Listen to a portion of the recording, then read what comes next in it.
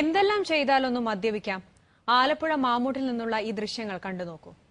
മദ്യപിക്കാത്തവർക്ക് മദ്യപന്മാരെല്ലാം കുടിച്ചു സുഖിച്ച് നടക്കുന്നവരാണ്.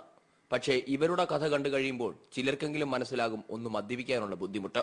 സംഗതി ഇങ്ങനെ: അടച്ചുപൂട്ടിയ മാമൂട്ടിലെ വിദേശ മദ്യഷാപ്പിൽ നിന്നും മദ്യം തിരികെ എടുക്കാനെത്തിയതായിരുന്നു ഉദ്യോഗസ്ഥർ.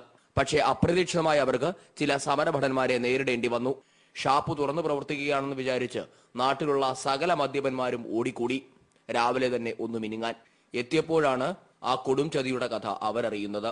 പിന്നെ ഒട്ടും അമാന്തിച്ചില്ല. മദ്യം കയറ്റാനെത്തിയ ലോറിക്ക് മുന്നിൽ കിടന്ന ആത്മഹത്യാ ഭീഷണി മുഴക്കി. കൂട്ടത്തിൽ ലാലിച്ചനും പുഷ്കരനും അസംഘടിത മേഖലയിലെ വർഗബോധമുള്ള നേതാക്കന്മാരായി മാറി. ഇവിടെ ഒരു ചെറിയ ക്വാർട്ടറിന് പോകണമെങ്കിൽ 40 രൂപ രക്ഷാക്കൂലി വരെ കൊടുക്കണം. അങ്ങനെ നടന്ന് മുല്ലയ്ക്ക് ചെന്ന് കഴിഞ്ഞാലോ റോട്ടറമ്പിൽ പോലീസുകാരുടെ അവിടുന്ന് എണീച്ച് ഇങ്ങനെയുള്ള ത്യാഗങ്ങൾ സഹിച്ചാണ് ഞങ്ങൾ ഈ സാധനങ്ങൾ വാങ്ങിച്ചുകൊണ്ടിരുന്നത്. ഈ സ്ഥാപനം ഇവിടെ വന്നാൽ ഈ മതിൽക്കെട്ടിനകത്ത് യാതൊരു ശല്യവുമില്ല.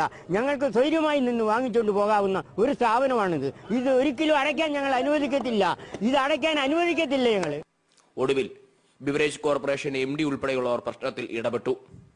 തൽക്കാലം വിൽപ്പനശാല അവിടെ നിന്നും മാറ്റേണ്ടതില്ലെന്ന തീരുമാനവുമായി. കുടിച്ചു ജീവിക്കാൻ വേണ്ടി മരിക്കാൻ വരെ തയ്യാറായ നേതാക്കന്മാരുടെ സമരം സോഡ നൽകിയാണ് അണികൾ അവസാനിപ്പിച്ചത്. കുടിയന്മാരുടെ കണ്ണീര് കാണാൻ ആരുമില്ലെന്ന പരാതി ഇനി ആർക്കും വേണ്ട. ഏറ്റെടുത്ത ആദ്യ സമരം തന്നെ വിജയിപ്പിച്ച ലാലിച്ചനും പുഷ്കരനും ആലപ്പുഴയുടെ മണ്ണിലുണ്ട്. ഏഷ്യാനെറ്റ് ന്യൂസ്, ആലപ്പുഴ.